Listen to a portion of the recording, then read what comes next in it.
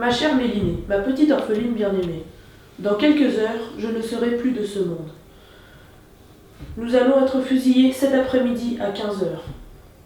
Je ne te verrai plus jamais. Que puis-je t'écrire? Tout est confus en moi et bien clair en même temps. Je m'étais engagé dans l'armée de la libération en tant que soldat volontaire. Et je meurs à 2 doigts de la victoire et du but. Bonheur à ceux qui vont nous survivre et goûter à la douceur de la liberté et de la paix de demain. Je suis sûr que le peuple français et tous les combattants de la liberté sauront honorer notre mémoire dignement. Au moment de mourir, je proclame que je n'ai aucune haine contre le peuple allemand et contre qui que ce soit. Chacun aura ce qu'il méritera comme châtiment et comme récompense. Le peuple allemand et tous les autres peuples vivront en paix et en fraternité après la guerre, qui ne durera plus longtemps. Bonheur à tous. J'ai un regret profond de ne t'avoir pas rendue heureuse. J'aurais bien voulu avoir un enfant de toi. Comme tu le voulais toujours, je te prie donc de te marier après la guerre, sans faute, et d'avoir un enfant pour mon bonheur. Et pour accomplir ma dernière volonté, marie-toi avec quelqu'un qui puisse te rendre heureuse. Tous mes biens et toutes mes affaires, je te les lègue à toi et à ta sœur, et à mes neveux. Après la guerre, tu pourras faire valoir ton droit de pension de guerre en tant que ma femme, car je meurs en soldat régulier de l'armée française de la Libération. Avec l'aide des amis qui voudront bien m'honorer, tu feras éditer mes poèmes et mes écrits qui valent d'être lus. Tu apporteras mes souvenirs si possible à mes parents en Arménie. Je mourrai avec mes 23 camarades tout à l'heure, avec le courage et la sérénité d'un homme qui a la conscience bien tranquille. Car personnellement, je n'ai fait de mal à personne, et si je l'ai fait sans haine. Aujourd'hui il y a du soleil. C'est en regardant le soleil et la belle nature que j'ai tant aimé que je dirai adieu à la vie et à vous tous. Ma bien chère femme, mes bien chers amis, je pardonne à tous ceux qui m'ont fait du mal ou qui ont voulu me faire du mal, sauf à celui qui nous a trahis pour acheter sa peau et ceux qui nous ont vendus. Je t'embrasse bien fort, ainsi que ta sœur et tous les amis qui me connaissent, de loin ou de près. Je vous serre sur mon cœur, adieu, ton ami, ton camarade, ton mari, Manouchian Michel.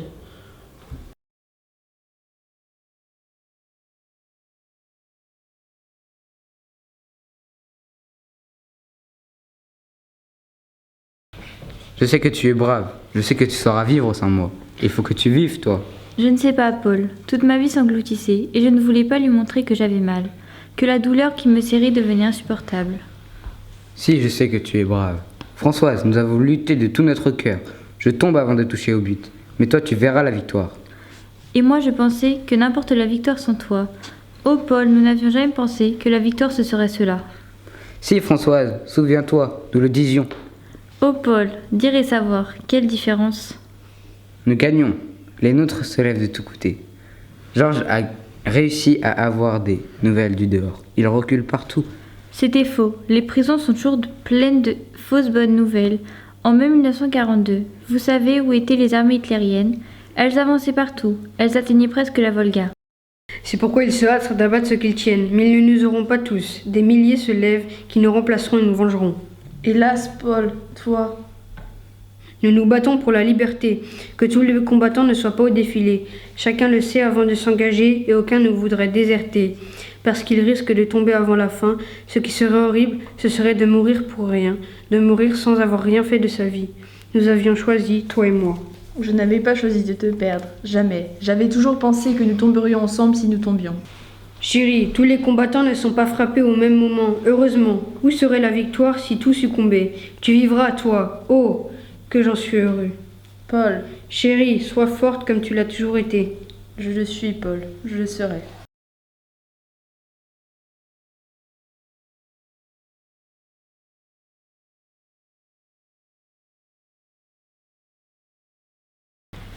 Un homme est mort qui n'avait pour défense que ses bras ouverts à la vie. Un homme est mort qui n'avait d'autre route que celle où l'on hait les fusils. Un homme est mort qui continue la lutte contre la mort, contre l'oubli. Car tout ce qu'il voulait, nous le voulions aussi, nous le voulons aujourd'hui, que le bonheur soit la lumière au fond des yeux, au fond du cœur, et la justice sur la terre. Il y a des mots qui font vivre, et ce sont des mots innocents, le mot chaleur, le mot confiance, amour, justice et le mot liberté, le mot enfant et le mot gentillesse, et certain nombre de fleurs et certain nombre de fruits, le mot courage et le mot découvert, et le mot frère et le mot camarade. Et certain nombre de pays, de villages, et certain nombre de femmes et d'amis. Ajoutons-y Péri. Péri est mort pour ce qui nous fait vivre. Tutoyons-le, sa poitrine est trouée. Mais grâce à lui, nous nous connaissons mieux. Tutoyons-nous, son espoir est vivant.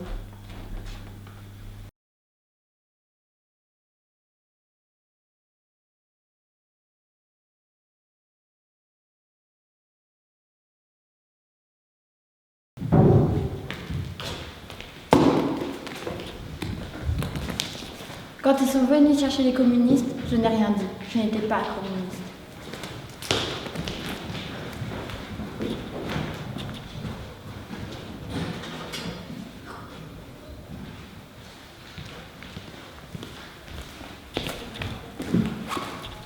Quand ils sont venus chercher les syndicalistes, je n'ai rien dit. Je n'étais pas syndicaliste.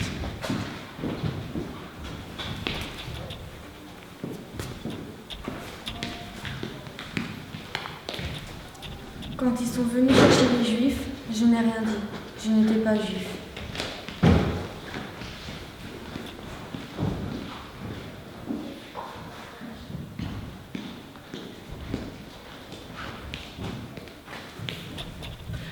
Quand ils sont venus chercher les catholiques, je n'ai rien dit. Je n'étais pas catholique.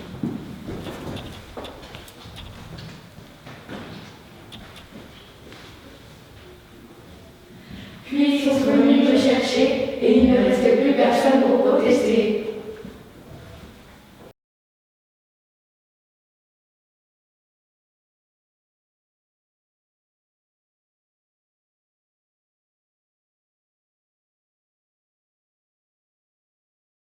Comme une lame glacée me transperce le sentiment de ma solitude, la sirène de fin d'appel au travail met les colonnes en marche. Du fond de ma nuit, j'entends les bruits sourds des semelles de bois, à peine les aboiements des chiens et les cris rocs des SS. Me voici très loin, comme au fond d'un puits, où je mourrais peu à peu en silence. Et si la porte s'ouvrait, serait-ce pour marcher vers le couloir des exécutions? Dois-je me préparer à mourir? Personne ne pourra m'aider, au moins en me tenant la main, comme je l'ai fait souvent pendant l'agonie d'une camarade. Les derniers visages regardés seront marqués par le mépris et la haine. Ne plus y penser, oublier bien sûr ma famille pour ne pas perdre courage. Quelle honte, j'ai peur de ces moments qui termineront ma vie, mais ce n'est pas le seul moyen de ne plus être seul que de partager l'angoisse de ceux qui, comme moi, vont mourir aujourd'hui. Savez-vous, mes camarades, que je suis tout près de vous. Je sens votre fatigue et regarde avec vos yeux l'aube qui se lève sur le ciel nacré de la Baltique. Il n'y a d'autre vie à rêver que la vôtre, que la nôtre, de là c'est inatteignable. Rêvez seulement de vous retrouver, de partager la mauvaise boisson, le pain gris et dur, la soupe où nage quelques rutabagas, et surtout la douceur d'une main serrée et la tendresse d'un regard.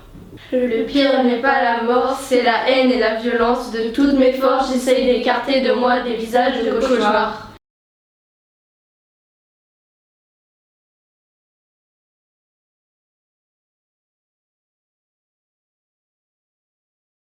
Comme René Cassin, Simone Veil s'est battue pour la justice. Comme Jean Monnet, Simone Veil s'est battue pour la paix et donc pour l'Europe.